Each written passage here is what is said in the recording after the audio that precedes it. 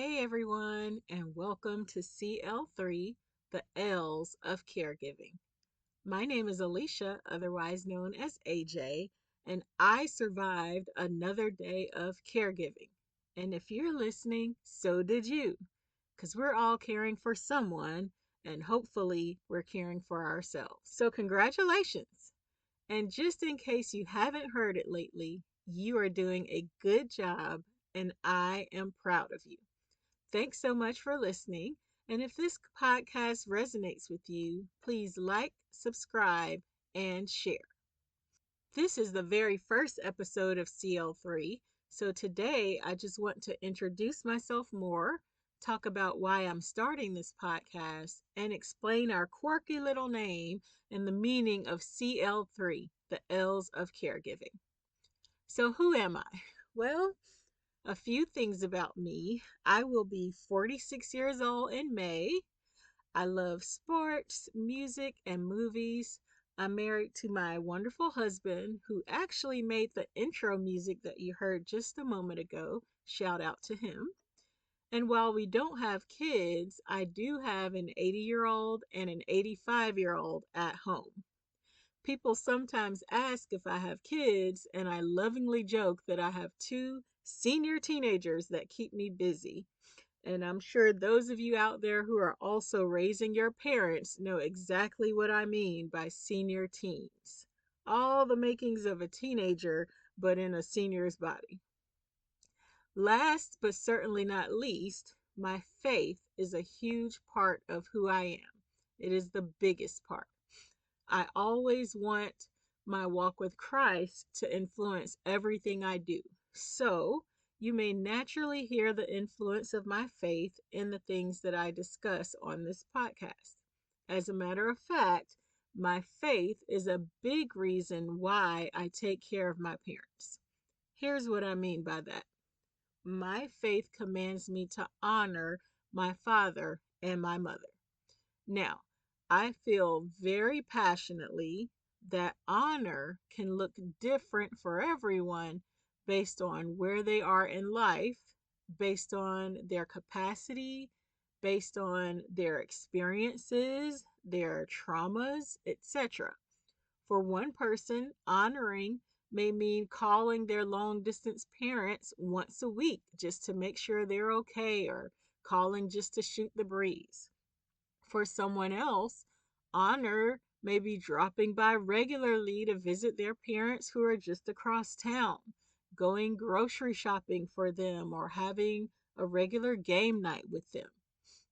There's a myriad of ways to show honor to your parents, in my opinion.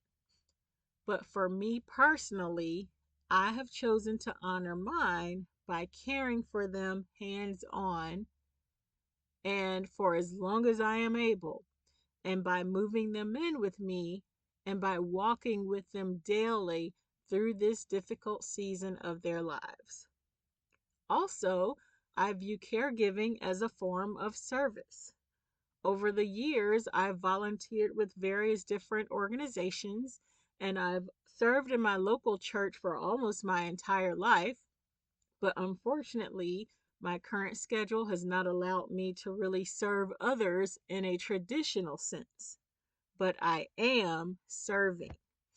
Caring for them is my way, or it allows me to show the fruit of the Spirit and to show them the same love and the same grace that God has shown to me.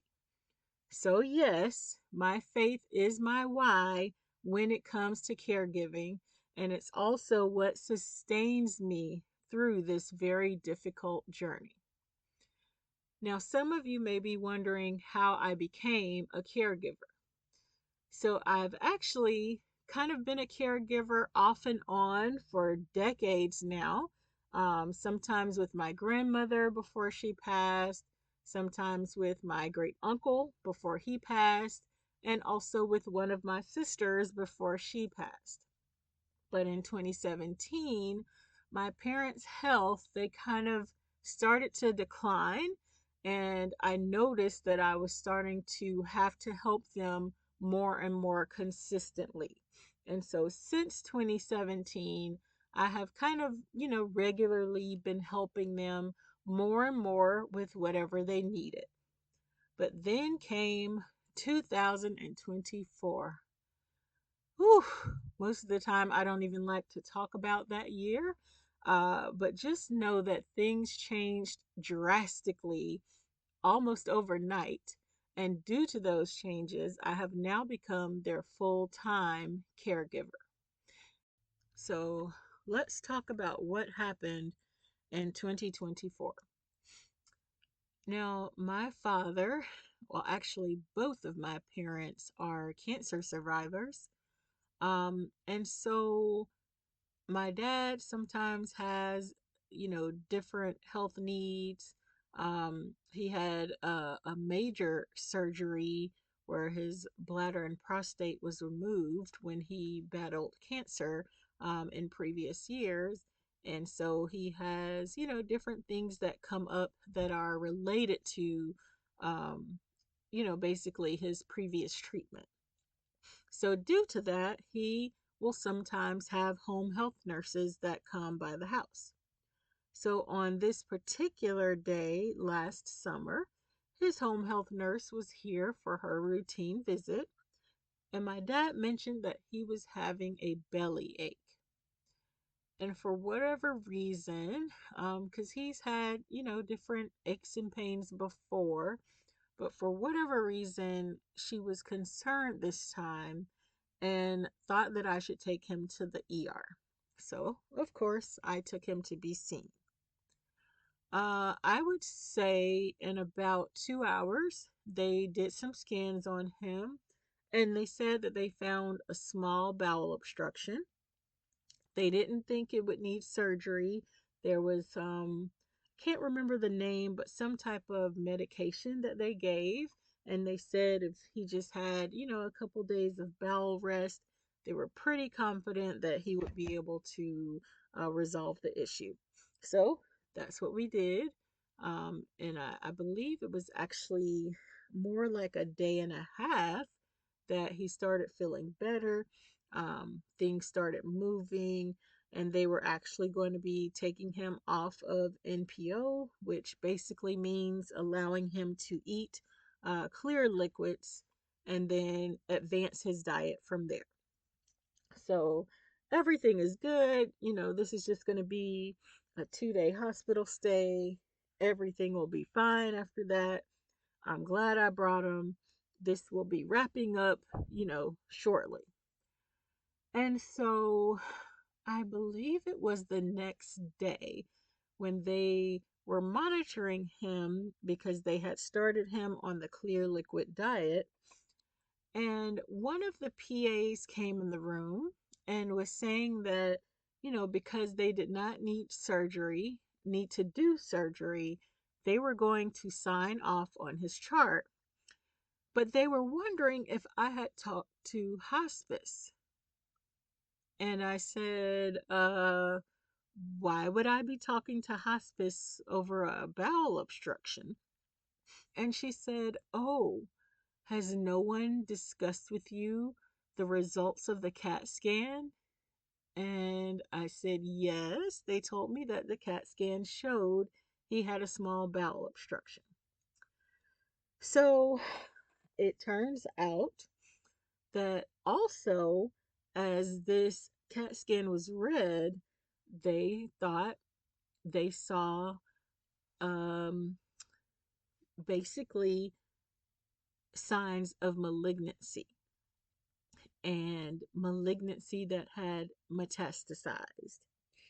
And for those of you who are listening who may not be familiar with these words, basically, she is telling me that his CAT scan showed cancer and that they feel the cancer has spread. And now, mind you, we're there for the small bowel obstruction. Um, by this point, he has had, different medications.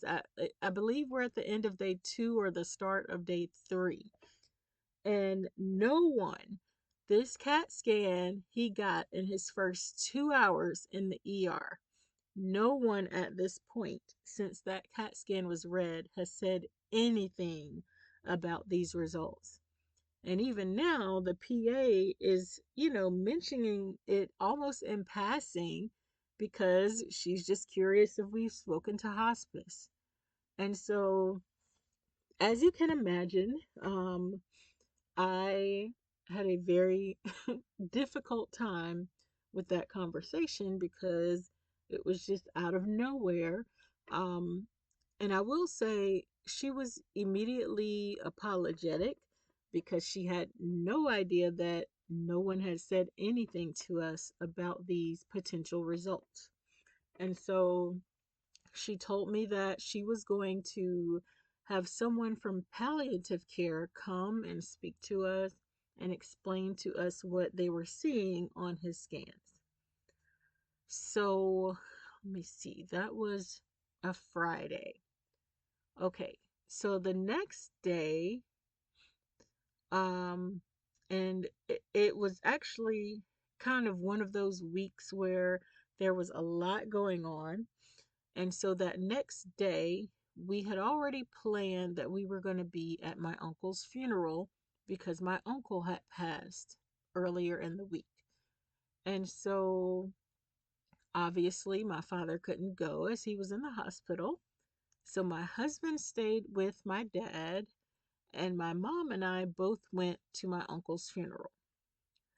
As we were coming out, and actually, I'm pretty sure my phone started ringing right before the funeral was ending. And so we kind of had to rush out. And it was my husband saying that palliative care was there to discuss my dad's CAT scan results. So we walk to my car. We're sitting in the car, literally just leaving out of my uncle's funeral when the lady from palliative care is, basically saying they feel, based on his CAT scan and withstanding any potential biopsies, or any other PET scans that they want to do, they feel very strongly that he may have stage 4 metastatic cancer. And she says that, and then she immediately starts going into, does he have a living will? Does he have a DNR? Does he have a healthcare surrogate? And so, really, I haven't fully had time to process what she's telling us. And then she begins to explain that because he does not have a DNR, we may want to consider one because, he is, at the time, he had just turned 85 years old. And, you know, CPR, if he gets into some type of medical emergency, CPR isn't like what we see on TV. It's not, pretty and light. They are actually pumping really hard, they're cracking ribs. And this is how she's explaining this to us literally 60 seconds after dropping this bomb in our lap. And I just kind of told her, um, I am not willing to talk to him about these decisions right now because I think we need a moment to process the information that you've given us.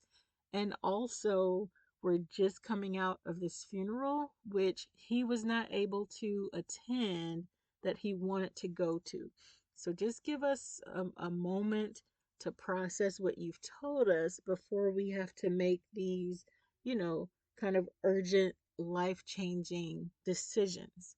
And so she told us that she would come back and meet with us, I believe. It was Saturday, so I believe on Monday she was going to have someone kind of come back and speak with us. Well, at this point, I'm I'm a mixture of worried, um, I'm a little angry and annoyed because, again, this is now our fourth day. Yes, I believe it was the fourth day of his hospital stay. And it's not like this is the oncologist coming to share this news or even his hospitalist, not the ER doctor that he had when we first arrived. None of this.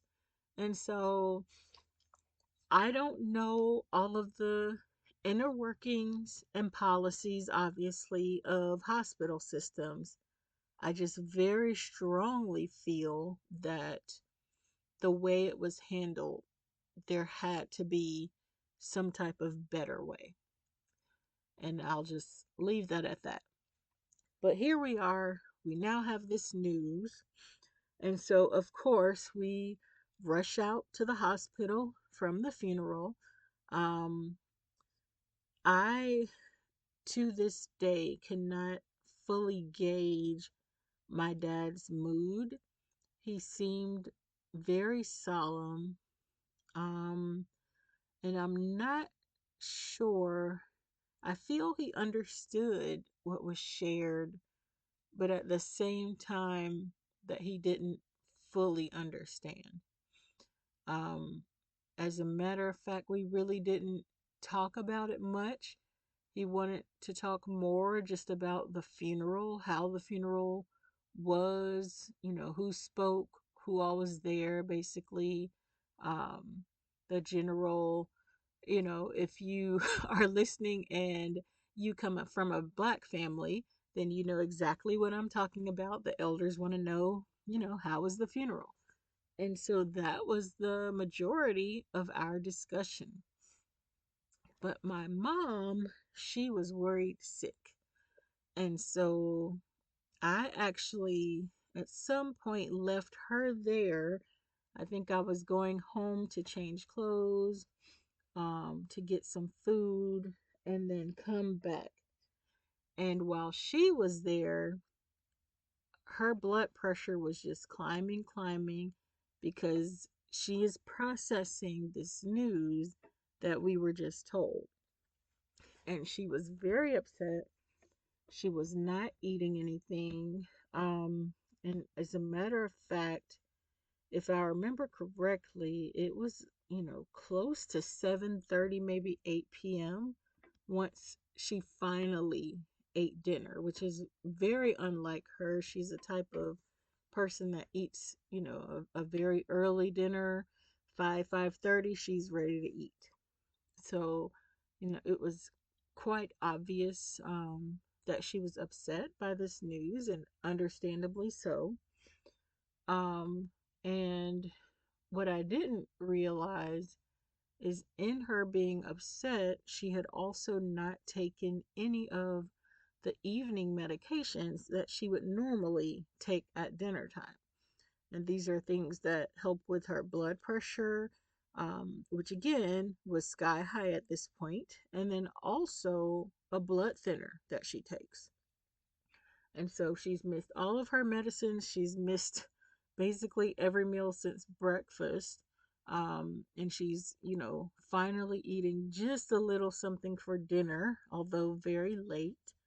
And she was not herself. I don't think any of us were ourselves. I don't think any of us could be given the circumstances, but we were doing the best that we could. And so a couple hours later, she got up, I believe, to use the bathroom, and she starts yelling for help because she feels like she's about to faint. And so she didn't, like I said, she didn't seem like herself. She seemed confused, um, very weak. So I rushed her to the hospital. The hospital is right up the street, so that's why I didn't call rescue instead. I felt I could get her there just as fast, if not faster. So I rushed her there. Um, and it turns out she was having a stroke. And there were evidence of two strokes. So I'm not sure if, I don't know the timing of everything, but basically, she had two strokes. And yes, listener, if you're following carefully, that means literally the evening after finding out about my dad, my mom is now in the same hospital in the ER with these two strokes. So that day is really what changed everything for us. It changed everything. And I will talk next week kind of about, how the day to day worked, what those next few weeks were like in there, um, how they both processed what each of them and collectively what they were going through, and ultimately how it led to kind of where we are today. So I'll talk about that more in the future, and I hope, over time to talk about different things I've learned, what I've encountered, how difficult this journey has been, especially. I will probably dedicate a full episode to navigating the healthcare system in this country, in these United States. It is extremely difficult, and I'm sure many of you are there and can understand what I'm going through. But now, hopefully, you understand a little bit of the motivation behind me wanting to talk more about caregiving. So, what is the overall purpose of this podcast? Well, CL3, the L's of caregiving, it's a bit of a play on words. I wanted to highlight the words that are shown in our logo, which is the life, the love, and the limits of caregivers. But also, I want to discuss the daily L's of caregiving, meaning the things that I fail at every single day, even though I know I'm doing my best, and the things that all caregivers out there fail at, even though we are all just doing our best. Personality wise, I am very much an introvert. I'm sure most of my friends are shocked that I'm even putting myself out there in this way. And honestly, I've been going back and forth over this for like months now, but it just wouldn't leave me, because I truly feel that it is vital that we talk about caregiving more, especially here in the United States. And so I am determined to be that person that is shouting about caregiving from the rooftops. And whether you are caring for a spouse, your child, your parents, other family and friends, or even those of you that are looking after your next door neighbor, I hope that you listen and discover that you are not alone. I hope you find encouragement. I hope you remember or discover your why. I hope that you're able to laugh with me and maybe even sometimes cry. I hope you find community here. And ultimately, I hope you find the strength to keep going in whatever capacity you choose. Listen, I barely know what I'm doing here. Honestly, I have no idea who will listen. But even if there's even one other person out there who, like me, needs to hear that they are not alone in this, then all of this will be worth it for me. Now, for now, it's just me and my voice on here, but in the future, I do hope to be able to invite other caregivers to share their stories and maybe even interview different experts, share caregiver resources, and things like that. So now you know a little bit about me and why I'm starting this podcast. I cannot wait to connect with all of you, with other caregivers. Feel free to leave comments or questions below, And don't forget to like, subscribe, and share. And I hope you'll join me next time on the CL3 podcast. Much love, AJ.